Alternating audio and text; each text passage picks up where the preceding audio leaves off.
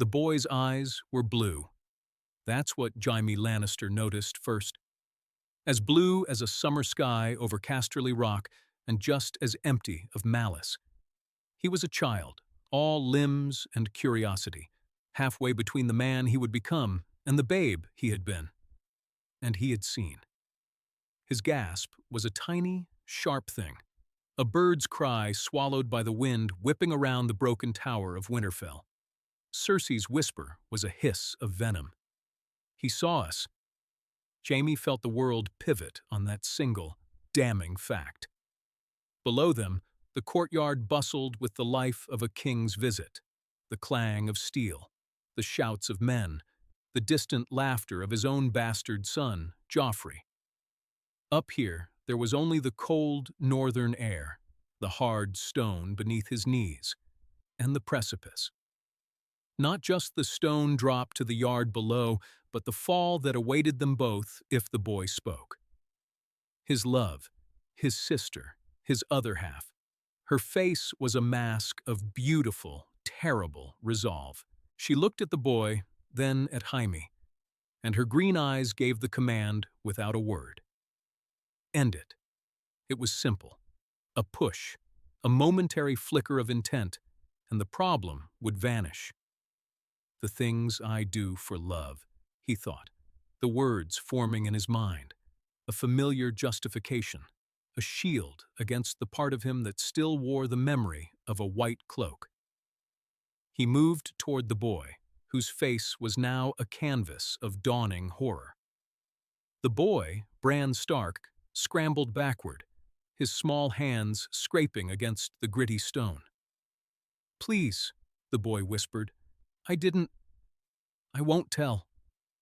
Jaime's hand was outstretched. He saw the scene from outside himself. The golden knight, the dark-haired boy, the sheer drop.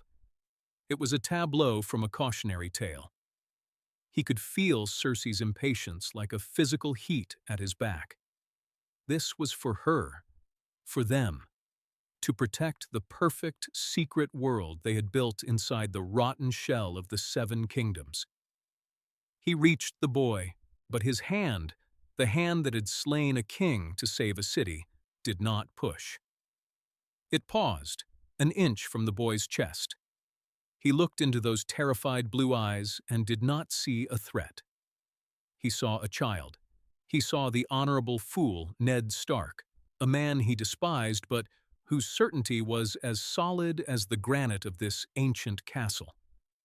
He saw the boy's mother, Catelyn, her face tight with a fierce, protective love that mirrored his own, however twisted. And in that frozen moment, another thought, sharp and unwelcome as a shard of ice, pierced his resolve. This is not the act of a knight. The thought was so alien, so long buried beneath years of cynicism and desire, that it stunned him. The ghost of Arthur Dayne seemed to stand beside him, his expression not angry, but disappointed. The weight of the white cloak on his shoulders felt heavier than it had in a decade. "Jaime?" Cersei's voice was sharp, a crack in the silence. He ignored her. He knelt, bringing his face level with the boy's. His voice was low, a rumbling command that was far more terrifying than a shout. "You saw nothing. You climbed. You slipped. You will tell no one. Swear it." Bran Stark, trembling, could only nod, tears tracing clean paths through the grime on his cheeks. Jaime grabbed the front of the boy's tunic. He was still a lion, and the boy a mouse. "Swear it on your gods. Swear it on your father's honor." "I swear," the boy choked out. Jaime let him go.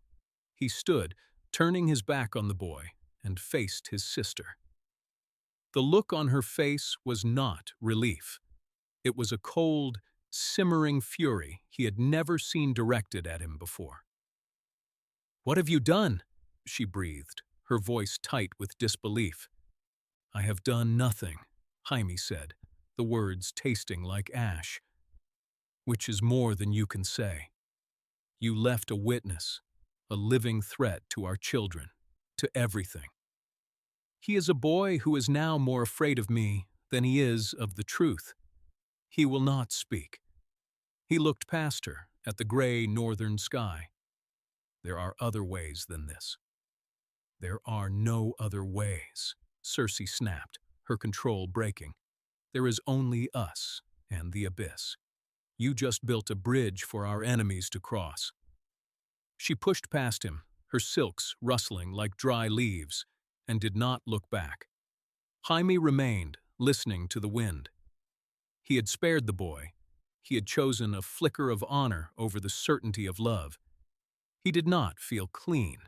He did not feel noble. He felt only the chilling certainty that he had just broken the one pure thing in his life to save a stranger's child. And he had no idea why. The journey south was a long, cold truce. Cersei spoke to him only when necessary, her words clipped and formal. The warmth between them, the secret language of glances and shared smiles that had sustained him for a lifetime, was gone, replaced by a wall of glacial courtesy. She looked at him now and saw a stranger, a man who had failed her at the precipice. Jaime, in turn, found himself watching her with new eyes.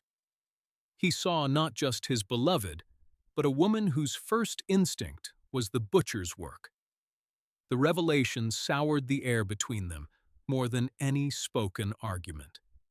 He rode in his white cloak and golden armor, a perfect icon of the Kingsguard, and felt like a fraud in every sense. He was fraudulent to the world, which saw a knight, and fraudulent to Cersei, who now saw a coward. The only person he hadn't betrayed was a small boy in the north, and the irony was a bitter pill. At a feast in a roadside inn, King Robert, drunk and expansive, clapped Jaime on the shoulder, his laughter booming. "Gods, Lannister, you're quiet on this ride. Brooding? Leave that to the wolves. A lion should roar." Jaime forced a smile. "Saving my voice for the capital, Your Grace." Across the hall, he saw Ned Stark watching him. The Lord of Winterfell's gaze was not one of open hostility, as it usually was. It was something more complex, grudging, questioning. Stark knew something had happened in that tower. His son, Bran, had been found pale and shaken, claiming he'd nearly fallen. When questioned, the boy had only said that Ser Jaime had been there and steadied him. A lie, but a useful one. It had earned Jaime a curt, formal thanks from Stark, a gesture that felt like swallowing stones for them both. This reluctant gratitude created a strange tension. Stark was a man of simple, rigid codes. A man saves your son, you owe him a debt. But the man was the Kingslayer, the oathbreaker, the arrogant, golden lion he despised. The contradiction visibly wore on the Warden of the North, and Jaime found a perverse satisfaction in being the source of that conflict. It was better than the simple hatred he was used to. Without the catalyst of Bran's fall and the subsequent lie about the dagger, the political landscape remained deceptively calm. Catelyn Stark remained in Winterfell, her suspicions dormant. She did not ride south. She did not take his brother Tyrion hostage at the Crossroads Inn. That single, massive consequence cascaded quietly through the realm. Lord Tywin Lannister did not raise his banners to defend his son's honor. The Riverlands were not put to the torch. Jaime was not dispatched to lead the Lannister armies. The Battle of the Whispering Wood, the Green Fork, the entire bloody opening act of a war that would have torn the Seven Kingdoms apart, simply didn't happen. Instead, Jaime was trapped in the gilded cage of King's Landing, performing the dreary duties of a Kingsguard. He stood for hours outside the king's chambers, listening to Robert rut with whores. He stood for hours in the throne room, a silent sentinel as Jon Arryn's absence curdled the court's atmosphere. He watched Ned Stark, the new hand of the king, navigate the viper's nest with his clumsy northern honor. And he watched Cersei. She was moving, plotting. Thwarted in the tower, her paranoia had taken deep root. She no longer trusted him to be her right hand, her sword. So she sought other tools. He saw her speaking in low tones with Pater Baelish, her eyes glittering with a desperate cunning. He saw the way the new commander of the City Watch, Janos Slynt, bowed a little too deeply to her. She was building her own power base, one that excluded him. One evening, she came to his chambers in the White Sword Tower. The air was thick with unspoken words. "He's getting closer," she said, without preamble. She paced the room, a lioness in her cage. "Stark. He's been speaking with armorers, reading that thrice-damned book. He's asking about Jon Arryn's last days." "Let him ask," Jaime said, polishing his sword. The rhythmic scrape of whetstone on steel was the only sound for a moment. "He'll find nothing but dead ends." "Will he?" She stopped, her green eyes boring into him. "You've grown complacent. That boy in the north made you weak." "It was not weakness." "What was it then? Honor?" She laughed, a sound with no warmth. "Don't pretend to be something you're not, brother. Not with me. You had a choice between us and them, and for 1 second, you chose them. Everything that happens now is because of that." She was right. He knew she was right. His single act of restraint had not brought peace. It had merely changed the nature of the war. It was no longer a bloody clash of armies in the field, but a quiet, vicious battle of whispers in the corridors of the Red Keep. And in this kind of war, Ned Stark, with his blunt honor, was hopelessly outmatched. Jaime felt a strange, unwelcome urge to warn him. The thought was absurd. Warn his enemy? The man who judged him with every glance? But the alternative was to stand by and watch Cersei and her new cronies destroy him, and by extension, the fragile peace of the realm. He was caught in the middle, his loyalties fractured. He loved his sister, but he was beginning to see that her love was a fire that consumed everything it touched. He had spent his life warming himself by that fire, but now he felt its burn.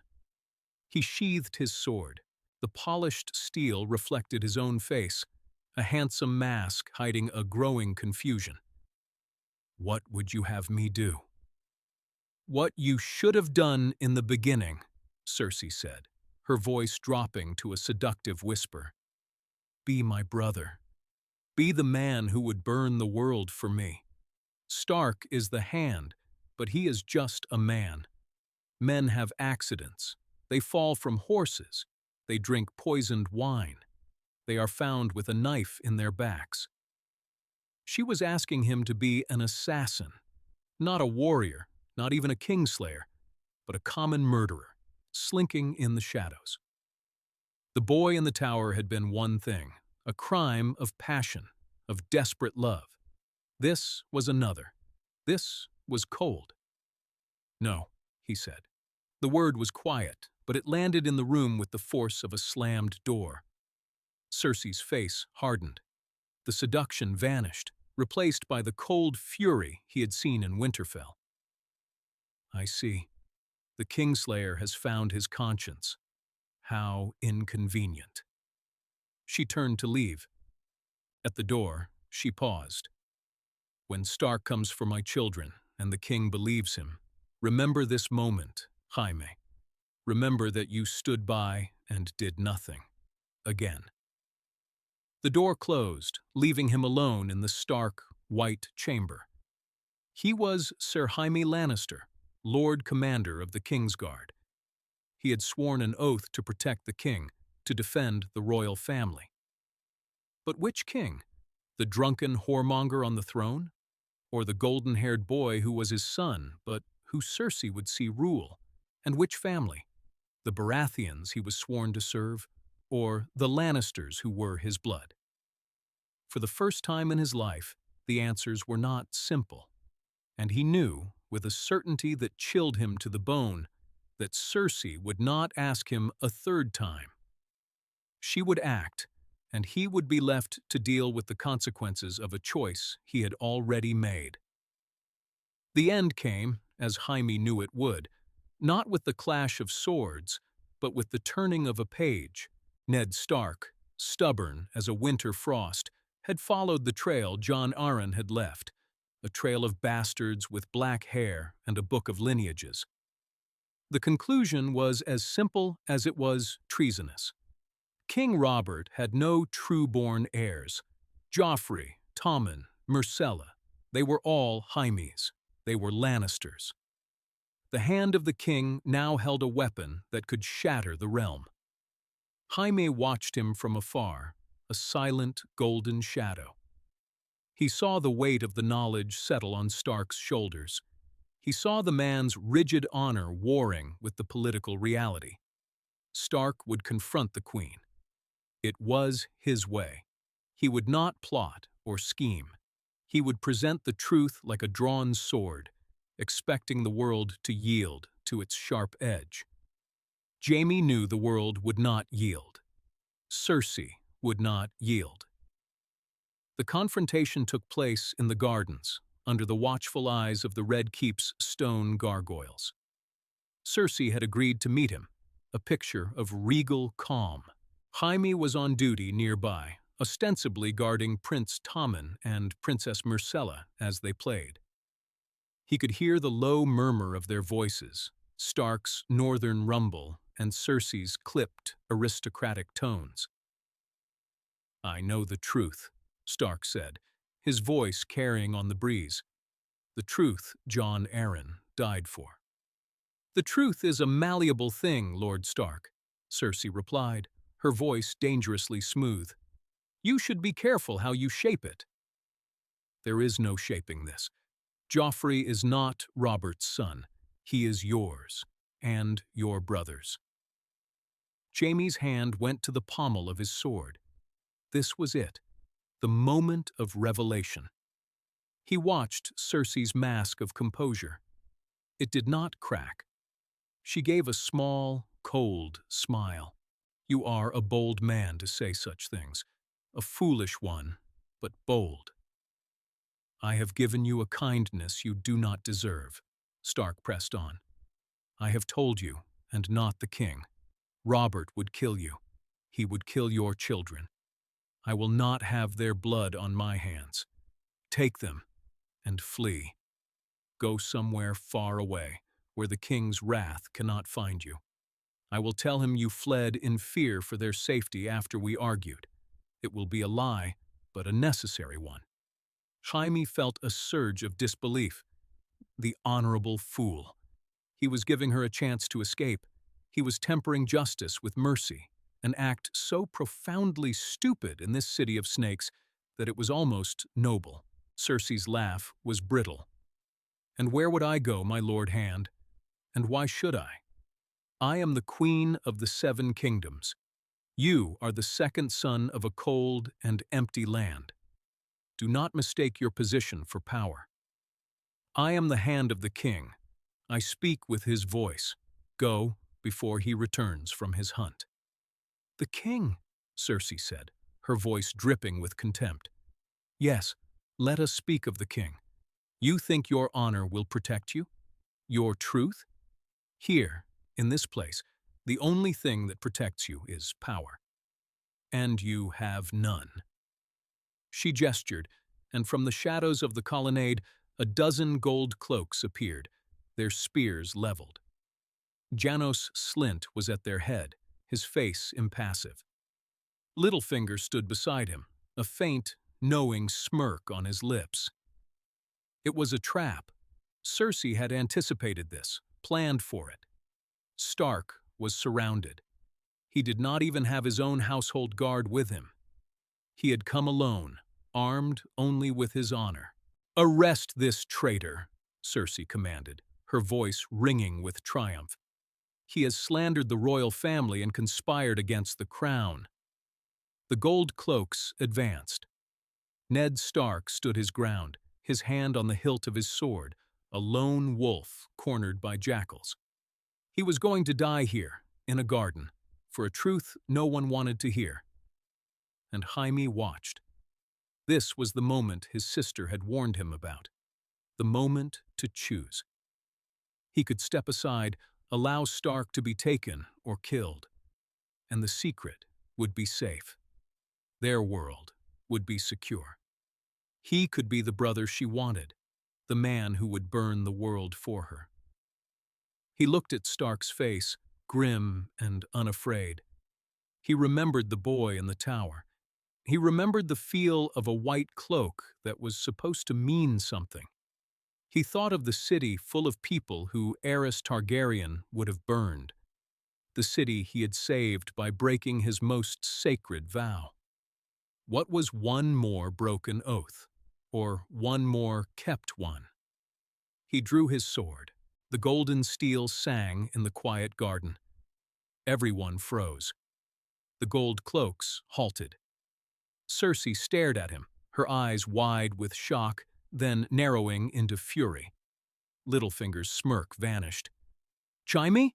Cersei's voice was a dangerous whisper. "What are you doing?" Jaime stepped forward, placing himself between the Gold Cloaks and Ned Stark. He did not look at Stark. He looked at Janos Slynt. "You heard the Queen, Commander," Jaime said, his voice calm and clear. "The hand of the king is to be arrested, but he will be arrested by the Kingsguard and held in the Tower of the Hand to await the king's justice, not by you." He pointed his sword at Slynt. "Disperse your men." Slynt hesitated, looking from Jaime to Cersei, his piggish eyes calculating. "The Lord Commander of the Kingsguard has given you an order, Commander Slynt," Jaime said, his voice turning to ice. "Or would you like to dispute the chain of command?" He was taking control, not for Stark, not for Cersei, but for the semblance of order. He was acting as the Lord Commander. He was preventing a murder in the king's own garden, an act of treason that would plunge the realm into chaos. He was holding the abyss at bay with nothing more than his golden sword and the authority he had so long neglected. Cersei's face was a mask of pure hatred. "You betray me. For him?" "I betray no one," Jaime said, his eyes still locked on the Gold Cloaks. "I am upholding the law. The king is hunting. No one is arrested for treason. No one is harmed until he returns to pass judgment. That is the law." Littlefinger, ever the pragmatist, saw the standoff for what it was. A stalemate. He gave a slight nod to Slynt. The commander of the City Watch, unwilling to cross swords with the most dangerous man in Westeros, grunted an order. The Gold Cloaks lowered their spears and sullenly withdrew. The garden was quiet again. There were only the four of them.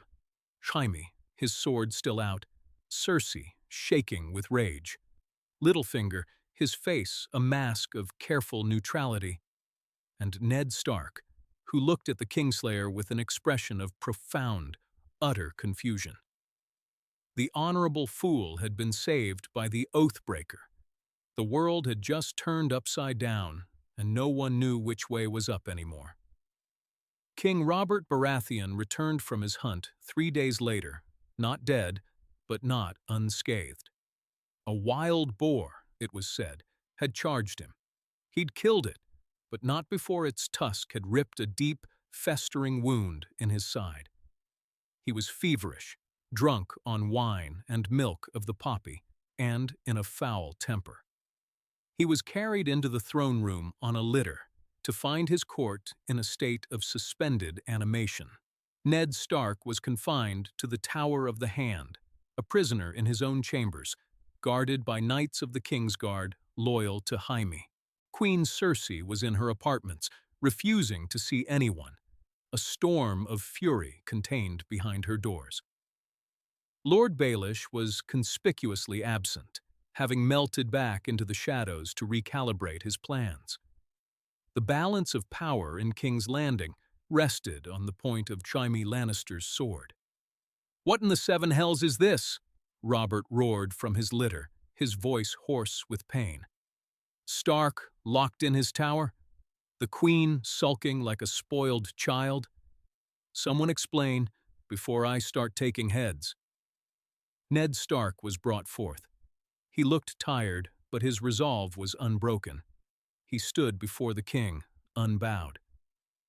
"Your Grace," Stark began, his voice clear and steady.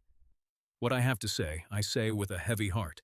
It concerns the legitimacy of your heirs." The court fell silent.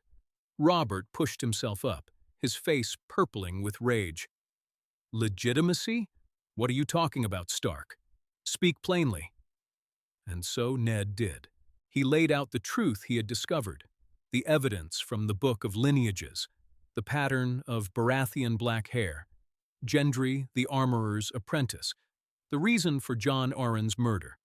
He spoke of Joffrey, Tommen, and Myrcella. He did not name the father. He did not have to. All eyes in the throne room shifted, almost imperceptibly, toward the Queen's empty seat, and then to the silent, golden figure standing at the foot of the throne. Jaime did not move. He felt the weight of 100 gazes, the weight of the entire realm's future. Robert Baratheon stared at Ned, his mouth agape. Then he began to laugh. It was a terrible sound, broken and full of pain. "Lies! You dare come to me with these insults?" He turned his furious, bloodshot eyes on Jaime. "Kingslayer, you stand there and let him speak this poison?" This was the second test. Jaime could deny it. He could call Stark a liar, a traitor. He could save his sister, his children, his own skin. He could restore the comfortable, rotten order of their world. All it would take was one word: liar. He looked at Robert, the fat, drunken king who had stolen the throne and the woman he loved. He looked at Ned Stark, the man of honor who had walked into a den of lions armed with nothing but the truth. He thought of his children, Joffrey with his casual cruelty, gentle Tommen, sweet Myrcella. What future did they have, built on this monstrous lie? A future of whispers, blackmail, and the constant threat of discovery? A future that would inevitably lead to war and death. He had made one choice in a tower in Winterfell. He had made a second in a garden in King's Landing. The path was narrowing, and there was only one way forward. "Lord Stark," Jaime said, his voice echoing in the vast, silent hall, "speaks the truth." The gasp that swept through the court was like the tide pulling out before a tsunami. Robert's face went from purple to a ghastly white. He stared at Jaime, his eyes wide with a dawning, horrified understanding. "You," Robert whispered, the single word filled with a universe of betrayal. At that moment, the doors to the throne room burst open. Cersei swept in, her face pale, but her eyes blazing. "He lies!" she shrieked, pointing a trembling finger at Ned. "This is treason. Stark wants the throne for himself. He would see my children dead and his own family rule." Robert ignored her. His gaze was locked on Jaime. "Is it true?" he rasped, his voice barely audible. "The children, are they yours?" Jaime met the king's eyes. He gave a single, sharp nod. The ensuing roar of fury and pain from Robert Baratheon was a sound no one in the throne room would ever forget. It was the sound of a kingdom breaking. He tried to rise from his litter, to launch himself at Jaime, but the movement tore at his wound, and he collapsed back with a groan, clutching his side. "Guards!" he bellowed, his voice cracking. "Seize them! Seize the Kingslayer and his whore! Lock them in the black cells." But the Gold Cloaks hesitated, looking to their commander, and the Kingsguard knights looked to theirs. And Jaime stood, impassive. It was Ned Stark who spoke, his voice cutting through the chaos.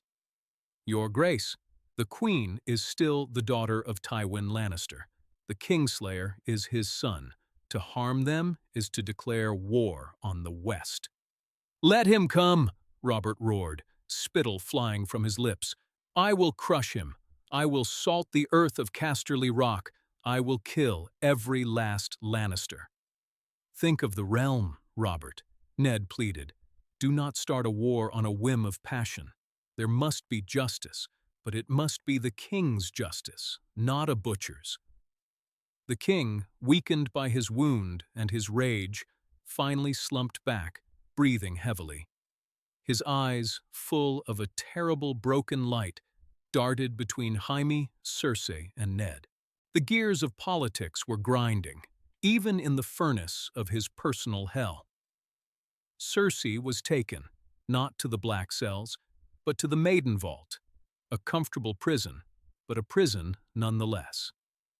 Her children were separated from her, now royal bastards, their status uncertain, their futures erased. Jaime was brought before the king in his chambers. Robert was propped up on pillows, his wound bandaged, his face gray with pain and wine. Ned Stark and Ser Barristan Selmy were the only others present. "Take off the cloak," Robert grunted. Jaime, without a word, unclasped the heavy white cloak of the Kingsguard and let it fall to the floor. He then unbuckled his sword belt and laid it, with his golden sword, at the foot of the king's bed. He stood before them in a simple white tunic, unarmed and unadorned for the first time in 17 years. He was no longer Ser Jaime of the Kingsguard. He was just Jaime Lannister, the man who had broken every vow he had ever made. "I should have your head on a spike," Robert seethed. "I should send it to your father in a box." "That is your right, Your Grace," Jaime said quietly. "Damn your rights! You dishonored me. You dishonored my family, my throne, my entire reign." "He also confessed, Your Grace," Ned Stark said, his voice even. "He prevented bloodshed in the garden. He could have let me die, and this secret would have died with me. He chose the truth." "He chose the truth after 17 years of lies," Robert countered. "Don't speak to me of his honor, Stark."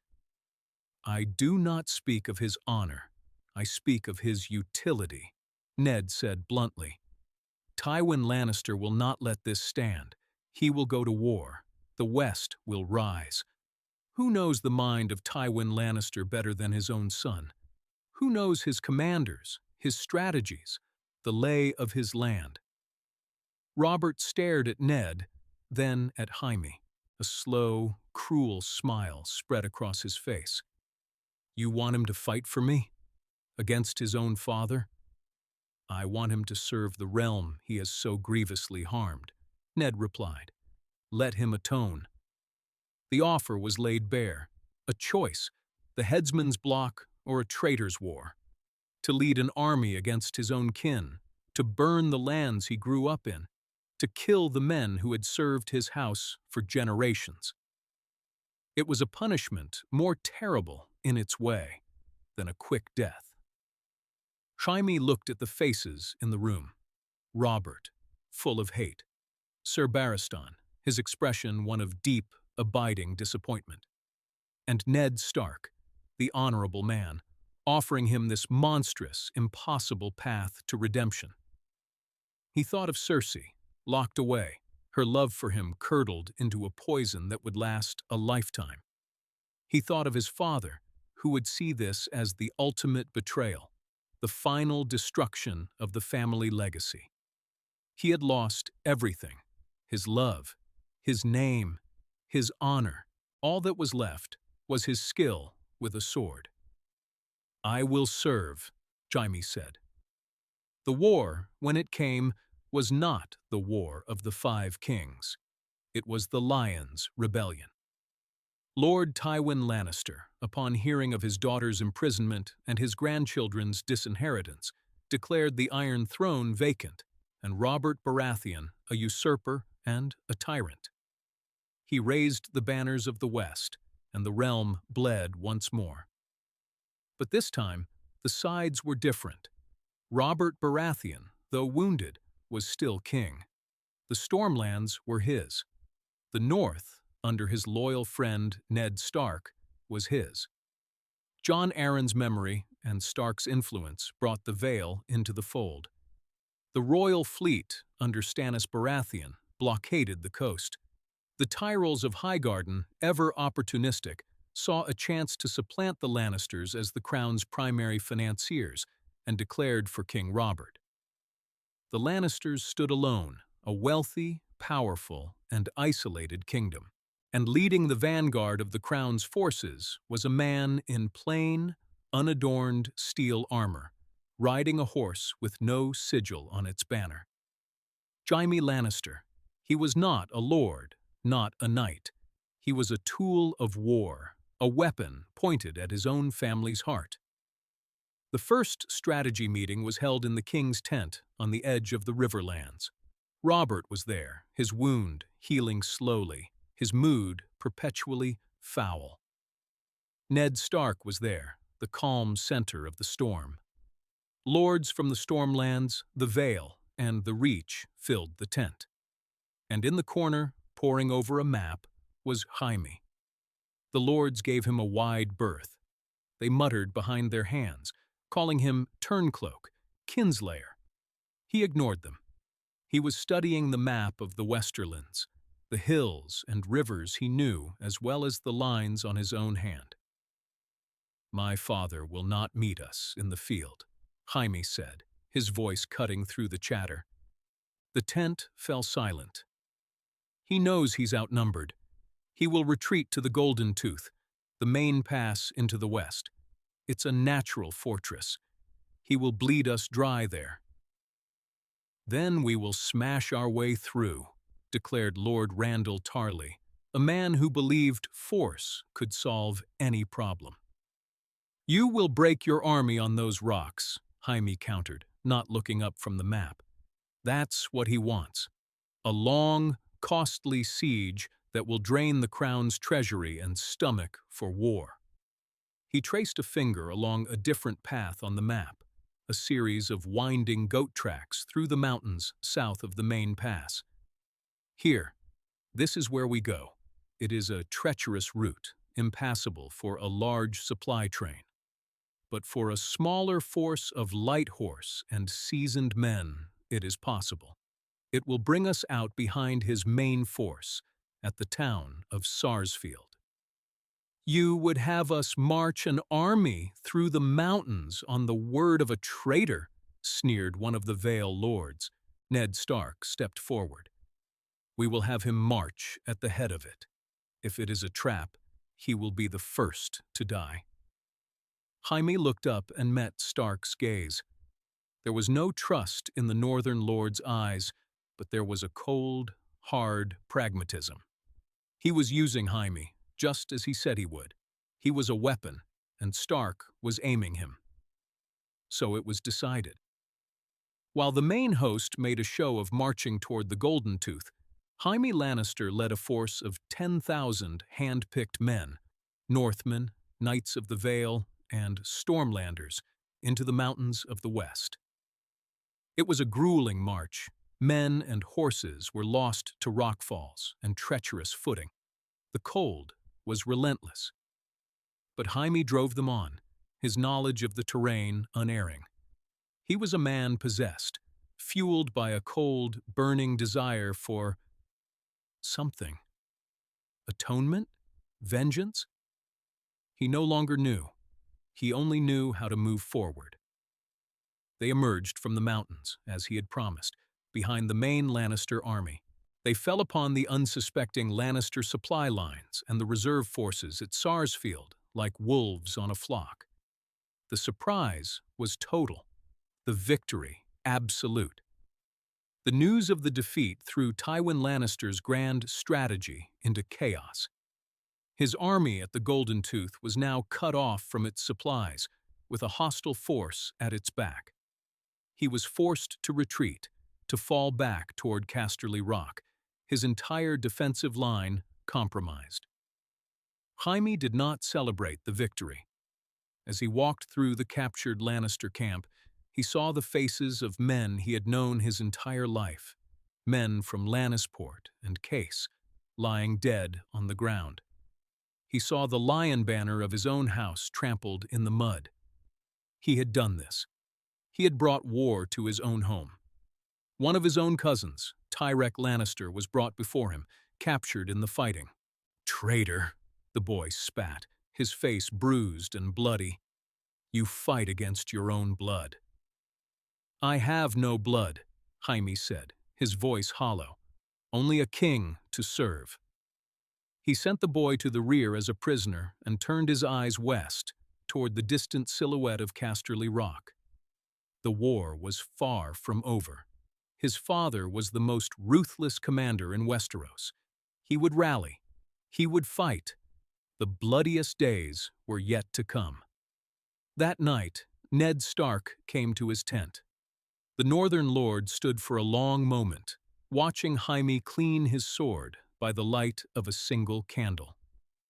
"You won a great victory for the king today," Stark said. It was not praise. It was a statement of fact. "I killed men who have served my family for generations," Jaime replied without looking up. "It is a hard thing to do your duty." Jaime finally stopped, resting the sword on his lap. He looked at Stark. "Is this what it feels like? Your famous honor? It feels like being hollowed out with a spoon." "Sometimes," Stark admitted, his craggy face unreadable in the flickering light. "But it is better than the alternative." Jaime thought of Cersei, of the lies they had built their lives on, of the rot at the heart of the kingdom. Perhaps Stark was right. This hollowness, this pain, it was clean. It was a pain he had earned. "My father will not surrender," Jaime said, changing the subject. "He will make us besiege the rock. It will take years." "We have years," Stark said. "You don't understand. He will not let the Lannister name be extinguished. He will do anything. He will have Robert assassinated. He will try to free my sister.